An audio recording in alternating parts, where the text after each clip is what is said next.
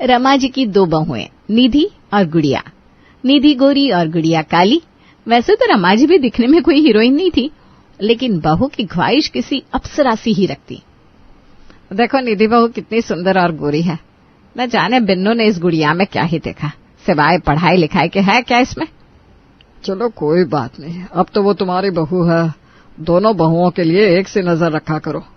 एक से नजर रखे मेरी जूती। अरे काली सी बहू, उसको तो देख कर ही लगता है कैसे इसके हाथ का खाना खाऊं। पति समझाना तो खूब चाहता है, लेकिन वो बीवी की आदत को जानता है। इसको कुछ भी समझाओ, समझाना बेकार है। अगली सुबह सास बहू की आवाज से उठती है। माँ जी चाय ले लीजिए, साथ ही गर्म पानी, आपको दवाई खानी होगी ना। आपकी चप्पल भी रख दी है और वॉशरूम में गर्म पानी भी। सास आंख खोलती है तो सामने खड़ी होती है गुड़िया बहू। सास को तो मानो गुस्सा ही आ जाता है। आय हाय, आंख खुलते ही ये काली शक्ल देखनी पड़ रही है। अरे तुझे कितनी बार समझाया है कि आंख खुलते ही सामने मत खड़े रहा करो। मेरा तो पूरा दिन आज इस काली की शक्ल देखकर खराब जाएगा। गुड़िया बहू को बहुत दुख होता है, लेकिन ये तो अब उसकी रोजमर्रा की जिंदगी का हिस्सा बन चुका है। हमारे देश में काले रंग को बुरा माना जाता है और पूजा माँ काली की जाती है। गुड़िया के साथ भी बचपन से ही उसके रंग को लेकर ताने दिए जाते रहे हैं, इसलिए अब सास के ताने उससे ज्यादा खलते नहीं। गुड़िया रसोई की तरफ बढ़ती है, तभी उसका पति ऑफिस के लिए निकल रहा था। हाय मेरी जान, कितना काम करती हो। गुड़िया शर्मा जाती है। वो भूल जाती है कि वो अभी अभी सास के ताने खाकर आई है। बस अब शर्माना बंद करो और सुनो, कल जो तुमने सब्जी दी थी ना, प्लीज आज भी वही देना। मेरे ऑफिस में सब पागल हो गए सब्जी खाकर, हर कोई कह रहा है रोज वही सब्जी लेकर आओ। दे तो आज भी वही वाली सब्जी, प्लीज प्लीज प्लीज। वैसे कैसे बना लेती हो तुम इतनी अच्छी सब्जी।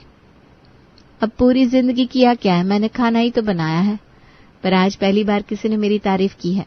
थैंक्स। वैसे कल वाली सब्जी तो आज नहीं मिलेगी।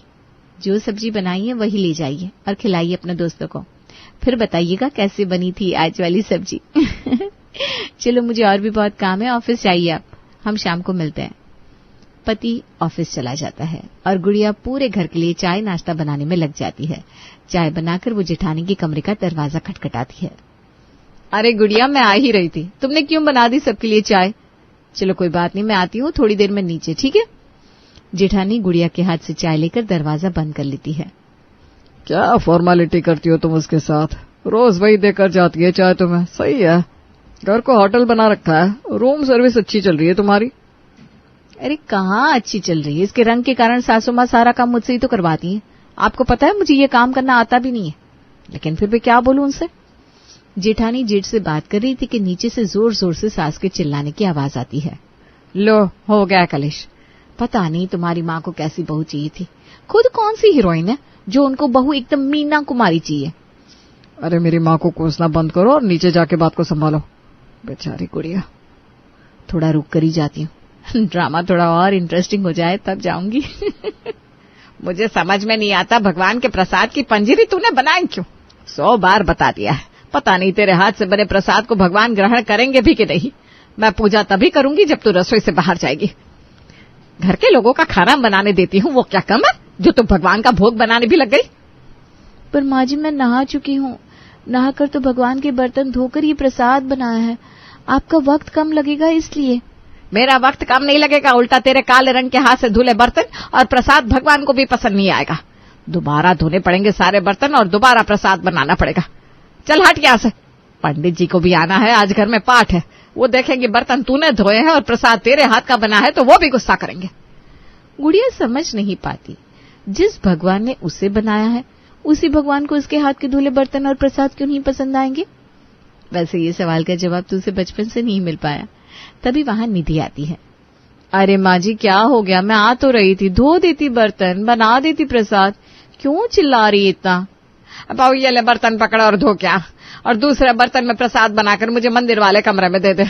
वो क्या है ना, पंडित जी आ गए, मैं जरा पाठ करूं, और ध्यान रखना ये काली भगवान के बर्तन को और हाथ ना लगा दे। गोरी बहू का मन तो नहीं था कि वो सुबह सुबह रसोई में घुसे, लेकिन फिर भी बिना मन के भगवान के बर्तन धोती है और प्रसाद बनाकर मंदिर वाले कमरे में देने जाती है। हरिओम हरिओम, लाओ बर्तन और प्रसाद मेरे हाथ में दे दो, और बहू तुम भी टीका लगा लो भगवान का। अरे नहीं पंडित जी, मैं अभी नहा ही नहीं हूँ और मेरी थोड़ी तबीयत भी खराब है। महीने की दिक्कत जानते हैं ना।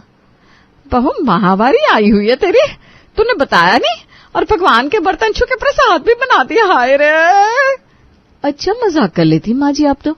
गुड़िया से बनवाना नहीं, खुद बनाएंगी नहीं, और मैंने बना दिया तो ये नाटक। हरिओम हरिओम, ये क्या मजाक लगा रखा है भगवान के साथ तुम लोगों ने। रमा बहन, आपकी तो दो बहू हैं। बहू की तबीयत खराब है तो दूसरी बहू को बोल देती। अब फिर से शुद्धि करनी पड़ेगी। दूसरी बहू को बोलिए प्रसाद देगी। गुड़िया ने सोच भी कैसे लिया कि ईश्वर उसके प्रसाद को ग्रहण नहीं करेगा। अब भगवान के सामने जो प्रसाद रखा था वो गुड़िया के रसोई का बना प्रसाद था। बहू रानी आओ बेटा, टीका लगा लो और साथ में आरती करते हैं। खूब सुंदर सी साड़ी में सजी गुड़िया भले ही थोड़ी सावली थी, लेकिन उसके बाद व्यवहार से वो किसी भी बड़े पद में काम करने वाली महिला से कम नहीं लगती थी। सभी मिलकर घर की आरती करते हैं। लो बहू, घर में सबको प्रसाद बांटो और थोड़ा प्रसाद मेरे लिए भी पैक कर देना। अरे नहीं नहीं, ये काम मैं कर देती हूँ। काले काले हाथ से प्रसाद बांटेगी तो खाने का मन भी नहीं करेगा। वाह रमा बहन, हद है आपके दोगलेपन की। काली माँ की प्रतिमा के सामने माथा टेक रही हो, नाक रगड़ रही हो, और घर में लक्ष्मी स्वरूप बहू को इतनी गंदी बोली। मैं तो नहीं आऊंगा। हरिओम। बहू मेरा प्रसाद दे दे, मैं चला। पंडित जी चले जाते हैं। सास पूरे घर में प्रसाद बांटती है। बड़े आए मुझे ज्ञान देने वाले। यही एक पंडित नहीं है शहर में, पंडितों की लाइन लगा दूंगी मैं। ऐसे ही दिन चल रहे थे कि एक दिन ससुर रमा को कहते हैं, सुनो, मेरे रिटायरमेंट की पार्टी मैंने कुछ लोगों को नहीं दी थी। वो सभी कल शाम को हमारे घर खाने पर आएंगे। ध्यान रखो, तुम्हारी 2 बहू हैं, दोनों को बता दो कि जो लोग आ रहे हैं वो सब बुजुर्ग हैं, तो उनके लिए जो भी खाना बनाए ध्यान में रखकर बनाए। अरे ये क्या बात हुई, इतने सारे लोगों को बुला रहे हो और खाना घर पे बनवा रहे हो? खाना बाहर से मंगवा लेते ना। और हाँ, रसोई में मैं सिर्फ निधि बहू को ही काम करने देती हूँ। गुड़िया बहू तो जबरदस्ती घुस जाती है। ये सब तुम्हारी प्रॉब्लम है, मैं नहीं जानता। बाहर से तला भुना और मसालेदार खाना उन लोगों को बिल्कुल पसंद नहीं आएगा। घर पे कुछ ऐसा बनाओ जो खाकर वो लोग तारीफ करते रह जाए। मेरी इज्जत का सवाल है। रमा दिन भर काम पे लग जाती है और बहू को ये बात बताना भूल जाती है कि कल शाम को उन लोगों को कैसा खाना बनाना है। बस एक बात का ध्यान रखती है कि गुड़िया बहू सबके सामने गलती से भी ना जाए। कैसी बात करेंगी माँ जी, मैं कैसे इतना सारा खाना बनाऊंगी, और वो भी अकेले। अब गुड़िया की मदद लेने दीजिए ना मुझे, वो बना देगी, मैं परोस दूंगी। बहू मैं रोज तो किसी न किसी तरीके से एडजस्ट कर लेती हूँ, पर अब नहीं। कल खाना बिल्कुल सुंदर, खूबसूरत और प्रेजेंटेबल लगना चाहिए, बिल्कुल तुम्हारी तरह और हमारे स्टेटस की तरह। हाय रे, इस बुढ़िया को भी ना पता नहीं क्या बीमारी है। मैं और खाना, और वो भी इतने सारे लोगों का, क्या करूं यार। अगले दिन सास की नजर रसोई में होती है। वो किसी भी तरीके से गुड़िया को रसोई में घुसने नहीं देती। उसके कमरे को बाहर से बंद कर देती है और रसोई की जिम्मेदारी दे देती है गोरी खूबसूरत निधि बहू को। क्या करूं, लगाती हूँ यूट्यूब, उसी को देखकर कुछ न कुछ बना देती हूँ। गुड़िया के आने के बाद से तो मैंने कुछ बनाया ही नहीं। निधि जैसे तैसे करके मसालेदार सब्जी, तली हुई पूरी, भटूरे और बहुत सारा आइसक्रीम मीठे में रखकर खाना लगा देती है। खाने को देखकर मेहमान बोल पड़ते हैं, अरे यार, तुझे तो पता है हम ये सब नहीं खाते, फिर भी तुमने ये सब बनवा दिया। खाना नहीं खिलाना चाहता था तो बता देता। जब रिटायरमेंट हुए तब भी पार्टी नहीं दी, बोल बोल के किसी तरह से पार्टी ली तो तूने ये बनवाया।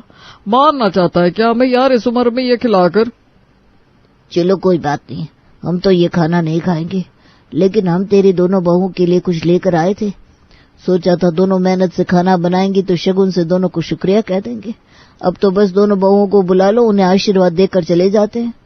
ससुर को गुस्सा आ जाता है, वो परेशान हो जाते हैं और सभी से माफी मांगने लगते हैं, लेकिन सब उसे सिर्फ यही कहते हैं कि कोई बात नहीं, अगली बार देख लेंगे। इस बार बहू को आशीर्वाद देकर चले जाते हैं। मैं बहुत शर्मिंदा हूँ, वो क्या है ना, बस यही बहू है मेरे घर पर, दूसरी बहू बाहर गई हुई है, आप इसी को आशीर्वाद दे दीजिए। ससुर जिसे निधि पर गुस्सा होता है वो जोर से गुड़िया को आवाज देता है और गुड़िया सामने आ जाती है। ये दोनों मेरी बहू हैं। ये छोटी बहू गुड़िया, ये बाहर नहीं गई थी, बल्कि इसके रंग के कारण मेरी पत्नी ने इसको कमरे में बंद कर दिया था, पर मैंने दरवाजा बाहर से खोल दिया था। सास को गुस्सा आ जाता है, वो शर्म के मारे वहां से चली जाती है। सभी दोनों बहू को आशीर्वाद देते हैं। गुड़िया देखती है कि खाना जैसा का तैसा रखा है। वो ससुर जी से पूछती है, क्या हुआ पिताजी, किसी ने खाना नहीं खाया? बेटा वो लोग ये खाना नहीं खाते, इसमें बहुत तेल मसाला है, और तुम तो जानती हो कि अब हम लोगों की उम्र हो गई है, ये खाना हम लोगों के लिए नुकसानदेह है। गुड़िया समझ जाती है कि मामला क्या है। वो अब सबके सामने क्या बोलती है। मैं आप लोगों से क्षमा मांगती हूँ, मैं सिर्फ आप लोगों का आधा घंटा चाहूंगी। वैसे भी आप लोगों के लिए मेरे पास ताश की गड्डी है। पिताजी को ताश के बहुत अच्छे अच्छे गेम्स आते हैं। आप लोग बैठकर एक गेम खेलिए, तब तक मैं खाना लगाती हूँ। ससुर खुश हो जाते हैं और सबको बैठने की गुजारिश करते हैं। सभी बुजुर्ग ताश खेलने में लग जाते हैं। गुड़िया किचन में लग जाती है। बस फिर क्या था, एक से बढ़कर एक देशी और हेल्दी खाना, वो भी ऐसा कि जिसमें ना था तेल ना ही मसाला। खीरे के रायते से लेकर रागी की रोटी, एक से बढ़कर एक डिश हेल्दी फूड गुड़िया टेबल पर लगा देती है। सभी खुश हो जाते हैं, पेट भर खाना खाते हैं और बहुत मजे करते हैं, और गुड़िया को भर भर कर आशीर्वाद देकर वहां से चले जाते हैं। पिताजी, माँ जी गुस्सा है, आप जाइए ना, उन्हें मनाकर खाना खिला दीजिए ना। रहने दे बेटा, वैसे भी खाना तो तूने बनाया है, तेरे हाथ का खाना खाएगी नहीं, उसे तो गोरे हाथ का खाना खाना है। ये निधि ने जो खाना बनाया है ना, वही ले जाकर उसको दे दे। और बेटा रागी की रोटी बना देना, कल फिर से मजा आ गया। जीती रहे मेरी बच्ची, तूने तो मेरी नाक बचा ली। गुड़िया का अच्छा व्यवहार, गृहस्थी की अच्छी नॉलेज और पढ़े लिखे होने के कारण वो घर को बहुत अच्छे से संभाल रही थी, लेकिन सास उसके रंग के कारण से उसे पसंद नहीं करती थी। ससुर ने सास को समझाने की कोशिश की। सिर्फ रंग से घर गृहस्थी नहीं चलती, गृहस्थी चलाने के लिए समझदारी और मेहनत की जरूरत पड़ती है, जो गुड़िया बहू में है। लेकिन तुम नहीं समझोगी। उस दिन अगर उसने रसोई ना संभाल ली होती तो मेरी कितनी बेइज्जती हो जाती, लेकिन इसकी तो तुम्हें फिक्र ही नहीं है। लेकिन फिर भी सास नहीं मानती। बहू की आए दिन किसी न किसी बात पर बेइज्जती करती रहती है। काले हाथ छूने से चावल भी कहीं काले ना बन जाए। ऐ निधि बहू, चावल तो तू ही बनाया कर। हाँ बेटा। फिर एक दिन, दूध काला हो जाएगा अगर तेरी उंगली बिछ हो गई तो। अरे दूध क्या, तू तो दूध वाले से भी दूर रहा कर। निधि बहू, तू ले लिया कर दूध बेटा। अब सास आए दिन गुड़िया को रंग के कारण बेइज्जत किया करती, जिसे पूरा घर देखता है, लेकिन कोई कुछ नहीं कर सकता था। गुड़िया भी बुरा नहीं मानती थी। एक रोज गुड़िया के मायके से फोन आता है और उसे मायके जाना पड़ता है। गुड़िया के मायके जाने के बाद उसकी ससुराल में सुबह से कोई दवाई देने आया है, ना ही एक्सरसाइज के कपड़े, ना ही जूते देने। ए रमा, उठ जरा, मुझे कुछ दवाई खानी है, एक्सरसाइज के लिए भी देरी हो रही है, जल्दी से चाय मंगवा। उठा नहीं जा रहा मुझसे, मेरी खुद की आदत चाय के बिना उठने की नहीं है। मेरा अभी तो गर्म पानी अभी तक आया नहीं, पता नहीं क्या हो गया है निधि बहू को, इससे तो एक काम नहीं होता। देखा, गुड़िया बहू थी तो पूरा घर सुबह से संभाल लेती थी। पूरा दिन किसी तरीके से गुड़िया के बिना गुजरता। अब ना कोई ठीक से खाना बनाता है, ना ही ठीक से घर की सफाई होती है। आने जाने वाले लोगों को भी देखने वाला कोई नहीं होता। माँ जी, अब गुड़िया को बुला लीजिए। क्या इतने दिन से मायके में जाकर बैठी है, यहाँ पर पूरा सिस्टम ढीला पड़ा है। अरे रहने दे, जितना दूर है उतना ही अच्छा। मुझे तो उसके हाथ के खाने से भी घिन आती थी। काली कलोटी मेरे घर की बहू बनकर छाती पर बैठी। रहने दे उसे मायके में। तू तो जाकर मेरे लिए अदरक वाली चाय बनाकर ला बेटा। सास किसी भी हालत में गुड़िया को लाना नहीं चाहती। वहीं गुड़िया का पति हर रोज गुड़िया को घर बुलाता है, लेकिन इस बार गुड़िया सोच लेती है कि जब तक उसको उसके ससुराल से पूरे तरीके से अपनाया नहीं जाएगा, वो ससुराल नहीं आएगी। दूसरी तरफ निधि का हाल घर का काम करके बेहाल हो जाता है। एक शाम घर पर सब्जी खत्म हो जाती है। अब सब्जी लेने भी मैं ही जाऊं? बुढ़िया को बोलती हूँ सब्जी लेकर आएगी। माँ जी, घर पे सब्जी नहीं है, जाकर कोई सब्जी ले आई है बाजार से। इस घर में पहले कौन सब्जी लाता था? घर का और बाहर का सारा काम तो गुड़िया ही करती थी।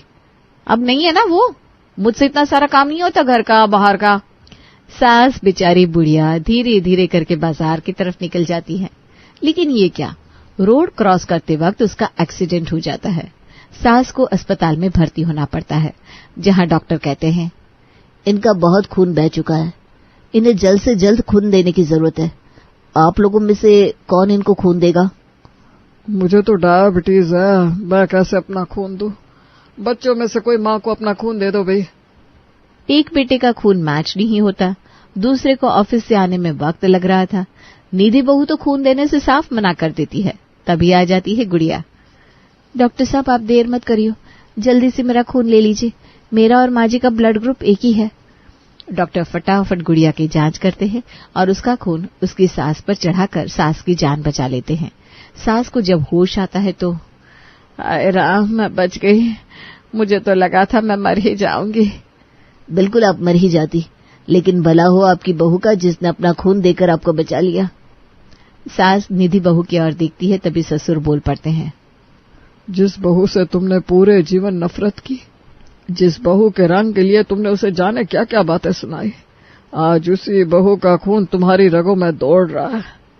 अब क्या करोगी? अपनी नस काट दोगी? आज अगर गुड़िया नहीं होती तो तुम जिंदा नहीं बचती।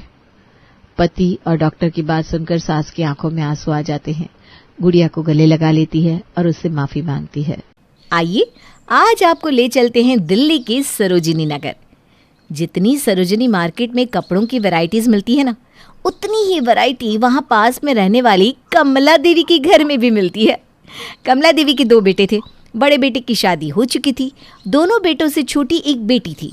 दिखने में तो ये परिवार बिल्कुल एक आम परिवार लग रहा है, पर इसके अंदर होने वाले मसाले आम नहीं थे। सजी धजी निकिता अपने कमरे से बाहर आती है और अपनी ननद से कहती है, चिया चलो मैं आटा लगा देती हूँ, तुम सबकी रोटियां बना लो। जी भाभी आ रही हूँ। हॉल में सभी के साथ बैठी चिया को निकिता अपने साथ रसोई में ले जाती है। जिस हिसाब से तेरी बेटी घर के कामों में तेरी बहू की मदद करती है, निकिता पर तो किसी काम का बोझ ही नहीं आता होगा, वरना हमारे ज़माने में बहू के अलावा कोई रसोई में जाता भी नहीं था। पानी का गिलास भी उठाना हो तो वो भी बहू करती थी। हाँ वो तो है निर्मला, पर अब क्या कर सकते हैं, बहू ले जाती है उसे रसोई में तो मैं अभी भेज देती हूँ। अच्छा भी है ना, ये काम सीखी हुई रहेगी तो शादी के बाद इसे दिक्कत नहीं आएगी।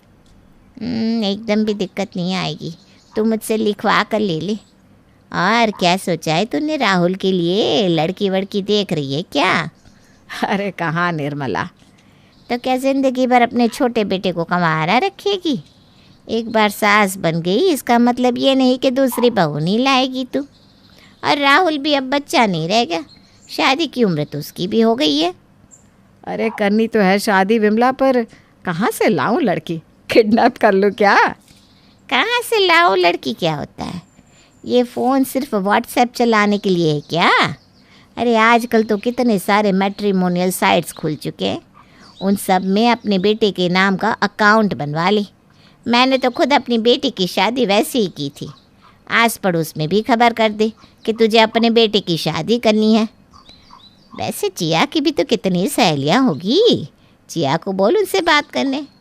देख कमला, संजोग बनना होगा तो कहीं भी बन सकता है। हो सकता है मेरे माध्यम से ही भगवान तेरे घर में कोई अच्छी लड़की भेजना चाहते हो। अरे हाँ विमला, ये तो मैंने सोचा ही नहीं था। मेरी बड़ी बहू भी तो है, उसकी भी तो जान पहचान में कितनी लड़कियां होगी। मैं एक बार ना बात चलाती हूँ।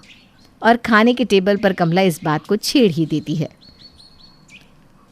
तुम सब में किसी के भी नज़र में कोई अच्छे घर की लड़की हो तो उसके परिवार से राहुल के रिश्ते की बात चला दो। मैं हूँ ना मम्मी, मेरी बहुत सारी फ्रेंड्स हैं, आप टेंशन ना लो, मैं बात करती हूँ। अरे अरे तुम क्यों देखोगी, मैं हूँ ना मेरे देवर के लिए। माँ जी आप फिक्र मत कीजिए, मेरी मौसी की बेटी है ना, मैं बात चलाती हूँ।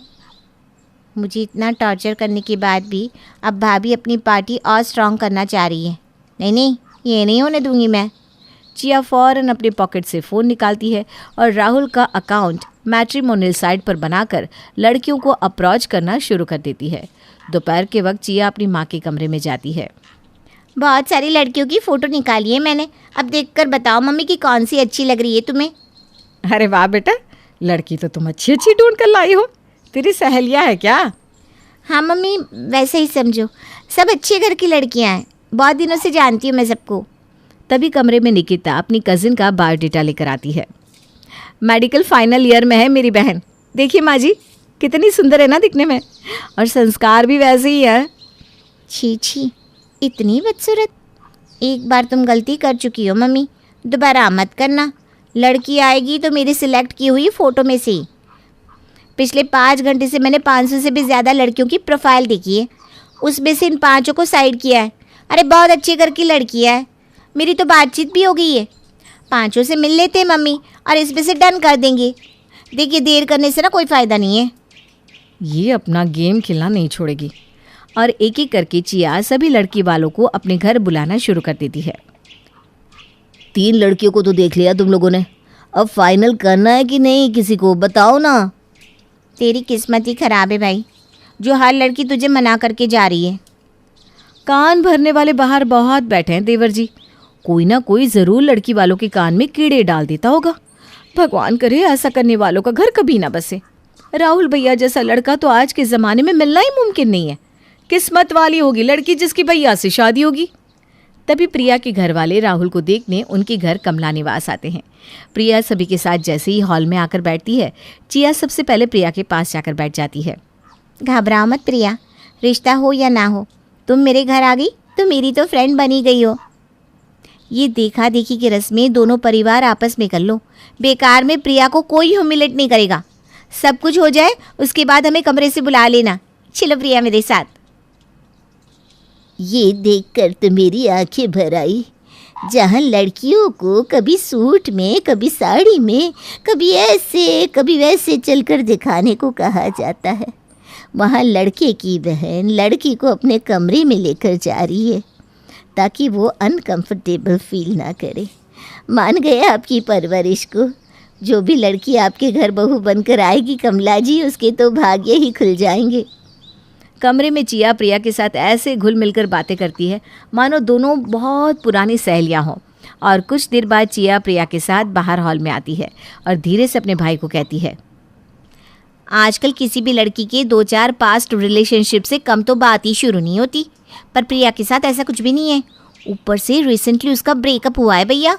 अगर ऐसे में से आपका सहारा मिल गया ना तो ये हमेशा आपके लिए लॉयल रहेगी। मैंने प्रिया से सारी बात निकलवा ली है, आप ना बिना कुछ सोचे हाँ कर दो। और चिया इस तरह अपने भाई को मैनिपुलेट करती है कि वो फौरन रिश्ते के लिए हाँ कर देता है। प्रिया को तो चिया पहले ही इम्प्रेस कर चुकी थी, तो लड़की वाले मना कैसे ही करते, और ये रिश्ता पक्का हो जाता है। और घर की छोटी बहू बनकर प्रिया कमला निवास में आ जाती है। दरवाजे पर खड़ा हुआ दूल्हा दुल्हन का जोड़ा चिया का इंतज़ार कर रहा था। अब ये चिया कहाँ चली गई? कितनी बार बताया मैंने दीदी को कि आरती की ये रस्म नंदे ही करती है, मेरे वक्त में भी वो सो गई थी। कोई बात नहीं भाभी, हो जाता है कभी कभी। जानबूझकर थोड़ी ना सो गई होगी दीदी, थक गई होगी बेचारी। या ये भी हो सकता है कि वो जानबूझकर छुप गई है ताकि आपको ही ये रस्म करनी पड़ जाए और रिश्ते में आप मेरी बहन बन जाए। अब जब देवरानी जेठानी बहनें होगी तो घर में कभी बहस होगी ही नहीं, क्यों राहुल जी? अरे वाह प्रिया, ये क्या बात कही तुमने। यही होती है घर को जोड़ने वाली बहू की सोच। वाह बेटा वाह, बिल्कुल सही कहा तुमने। इतनी जल्दी सही गलत नहीं आंकना चाहिए। नई बहू, वक्त लो, धीरे धीरे सब समझ में आएगा। निकिता नए दूल्हा दुल्हन की आरती करके उन्हें घर के अंदर लेकर आती है। शादी की रस्मों से थके हारे सभी लोग अपने अपने कमरे में जाकर सो जाते हैं, पर इतनी थकावट के बाद भी कोई तो ऐसा था जिसे नींद नहीं आ रही थी। नई बहू तो पूरी तरह दीदी के पार्टी में लगती है। बहुत दिक्कत होने वाली है निकिता तुझे। अगली सुबह निकिता रसोई में काम कर रही थी, तभी चिया रसोई में आती है। चला लिया दिमाग, कर ली कोशिश अपने देवर की शादी करने की। शादी तो तभी हुई ना जब चिया ने चाहा, और उससे ही हुआ ना जिसे चिया लाना चाहती थी। अब जो करना है जैसे करना है कीजिए, क्योंकि अब से मैं तो आराम करूँगी। अपने लिए एक मेड जो लेकर आ गई हूँ। अरे कब तक तुम मुझसे चूना लगा पाओगी? मुझे भी बाद में तुम्हारी असलियत पता चल ही गई थी दीदी। आपको मेरी असलियत पता चली गई तो क्या हो गया भाभी? भैया तो आज भी मेरी बात मानते हैं, है ना? वैसे भी इतनी अच्छी लड़की लाकर दी है राहुल भैया को मैंने। अब सुशील भैया की तरह राहुल भैया भी बस मेरे नाम का जाप करेंगे और इस घर से मेरा राज कभी नहीं हटेगा, चाहे आगे बड़ी बहू हो या छोटी बहू। क्या निकिता भाभी, दिन भर तो आप काम करती रहती हैं, थक नहीं जाती हो क्या? अब इस बार मना मत करना। मैंने अपने कुछ फ्रेंड्स के साथ आपकी भी मूवी जाने की टिकट करवा दी है। मुझे तो कॉलेज निकलना है तो मैं डायरेक्ट थिएटर आती हूँ, सो ये फाइनल रहा। और इस तरह जिद करके चिया निकिता भाभी को दोस्तों के साथ मूवी देखने भेज देती है, पर जैसे ही निकिता थिएटर में पहुंचती है वहां ना उसकी ननद होती है ना कोई और। वहां तो सिर्फ और सिर्फ एक लड़का था जो कि खुद को चिया का दोस्त बता रहा था। निकिता उस लड़के से बात करना शुरू ही करती है कि उसी वक्त चिया अपने बड़े भाई सुशील को लेकर वहां पहुंच जाती है। वो तो अच्छा है चिया ने मुझे कहा कि मूवी देखने चलते हैं भैया, वरना आज तुम्हारा ये रूप नहीं देख पाता मैं। तुम जैसी घटिया लड़की मैंने कभी देखी नहीं निकिता, मैं ये शादी तोड़ता हूँ। आपको मेरी कसम भैया, भाभी को छोड़ने से क्या हो जाएगा?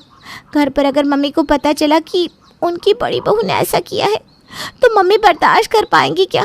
उनकी उम्र तो देखिए, हो जाती है इंसान से गलती, माफ़ कर दीजिए भाभी को। और अपनी भाभी के पास जाकर धीरे से चिया उनके कान में कहती है, अब तो पूरा जीवन भैया आपकी बातों पर भरोसा नहीं करेंगे भाभी, इसलिए जब जब मैं जो कुछ कहूँ वो चीज़ कर लेना। तो आपकी इज्जत इस घर में बरकरार रहेगी। भगवान ऐसी ननद किसी को ना दे। वो हाथ से तो भूले ही नहीं भूले जाते मुझसे। मुझे तो लगा था कि कोई समझदार लड़की इस घर में आएगी तो वो चिया का पर्दाफाश कर देगी, लेकिन चिया तो ढूंढकर एक गाय लेकर आई है जिसके मुंह में सिर्फ चिया चिया चियाई है। कुछ देर बाद अपनी पहली रसोई की तैयारी करने प्रिया किचन में आती है और अपने काम में लग जाती है। अपनी पहली रसोई तैयार कर प्रिया डाइनिंग टेबल पर सभी के लिए परोसती है। उस खाने को खाकर सभी प्रिया की तारीफ करने लगते हैं। खाना तो बनाना कोई तुमसे सीखे प्रिया, आज तो पेट से ऊपर खा लूंगा मैं। तू तो साक्षात अन्नपूर्णा का रूप है बहू।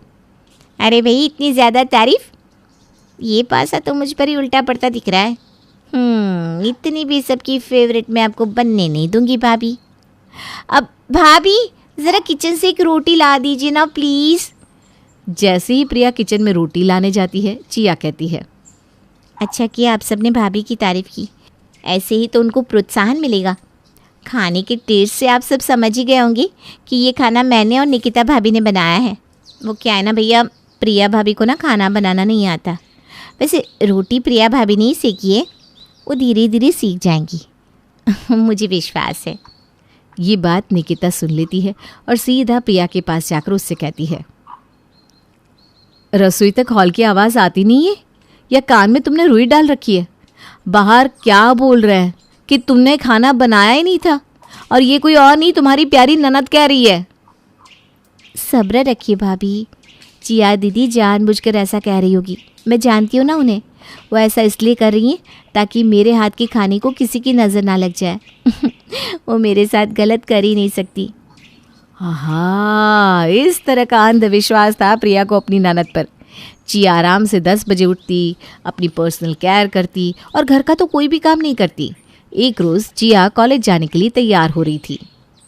भाभी जल्दी से मेरे कपड़े प्रेस कर दो और रूम भी सेट कर दो प्लीज़। भागती हुई प्रिया चिया के रूम में आती है, उसके कपड़े प्रेस करती है, उसके कॉलेज का बैग सेट करती है और उसके कमरे में झाड़ू पोछा करती है। पर मैं कॉलेज जाकर करूँगी क्या? वहाँ सब कैंटीन में मस्ती करते और यहाँ मेरे पास एक पैसा भी नहीं है। अरे ऐसे कैसे बोल दिया दीदी आपने, मैं किस दिन काम आऊँगी? मैं अभी राहुल जी के पॉकेट से 5,000 रुपये लेकर आती हूँ, अब इतने काफ़ी होंगे ना। चिया रोज़ इस तरह से प्रिया से पैसे मांग लेती। इसे देखकर एक दिन निकिता बोल पड़ती है, रोज़ रोज़ तुम राहुल के पास से पैसे निकाल कर दीदी को देने जाती हो।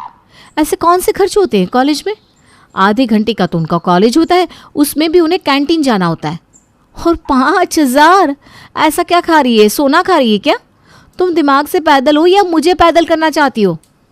मैं जानती हूँ ना दीदी को भाभी, वो इन पैसों को धीरे धीरे से एफडी कर रही है कि फिर एक साथ बहुत सारे पैसे जमा हो जाए, तब तो मेरे बच्चे होने पर वो अस्पताल के खर्चे उठा पाएंगी। उन्होंने मुझे बताया था, यही तो उनका सपना है। ये सुनकर निकिता अपना सर पीट लेती है। चिया अपना एक भी सामान किसी को नहीं देती और अपनी भाभीयों के लाए नए नए कपड़े भी खुद ले लिया करती। कपड़े क्या, जूते, चप्पल, मोबाइल फ़ोन, सब कुछ। प्रिया का मोबाइल फ़ोन भी 24 घंटे चिया के हाथ में ही रहता। एक दिन प्रिया चिया से उसका फ़ोन मांगती है। दीदी वो मेरे फ़ोन का बैलेंस ख़त्म हो गया है, एक बार ज़रा अपना फ़ोन दीजिएगा ना, मुझे कॉल करनी है। वो मेरे फ़ोन में ना पासवर्ड लगा हुआ है ना भाभी। हाँ मैं तो पासवर्ड भी भूल गई हूँ। अच्छा, जब याद आता है तो देती हूँ आपको। ये जवाब सुनकर प्रिया रसोई में चली जाती है। ममता आंटी से बात करनी ना तुझे, ये ले मेरा फ़ोन ले और कर ले बात। 24 घंटे तेरा फ़ोन तेरी ननद के पास रहता है। नई नई शादी तो तेरी हुई है, प्राइवेसी की ज़रूरत तो तुझे है, पर यहाँ पासवर्ड दीदी के फ़ोन में है। नहीं भाभी, अभी खाना बनाने का वक्त है ना, अगर मम्मी से बात करने बैठ गई तो 2-3 घंटे लग जाते। दीदी चाहती होंगी कि मैं काम के वक्त काम करूं। मैं जानती हूँ ना उनके नेचर को, अगर मैं देर करती तो मम्मी जी की डांट सुननी पड़ जाती, और दीदी मुझे डांट खाता देख नहीं सकती। ऊपर से उनके फ़ोन में कितने इंपॉर्टेंट डॉक्यूमेंट होते हैं, कॉलेज की पढ़ाई के डॉक्यूमेंट होते हैं, और मुझे ना ये सब नहीं आता। अगर मैंने गलती से कुछ डिलीट कर दिया तो। कुछ लोग ना जब तक नाली में नहीं गिरते तब तक उनके दिमाग का फ्यूज़ उड़ा रहता है। तुझे समझाना मतलब पत्थर में सर मारने के बराबर है प्रिया। पर निकिता इतनी जल्दी हार मानने वाली तो थी नहीं। अपनी ननद पर कुर्बान अपनी देवरानी को होश में लाने के लिए निकिता ममता को अपने घर खाने पर इनवाइट करती है। सभी खाने की टेबल पर बैठकर खाना खा रहे थे, तभी कमला जी कहती हैं, क्या बात है बेटा, तेरा चेहरा क्यों उतरा पड़ा है? खुश हो जा, आज तो तेरी सास आई है।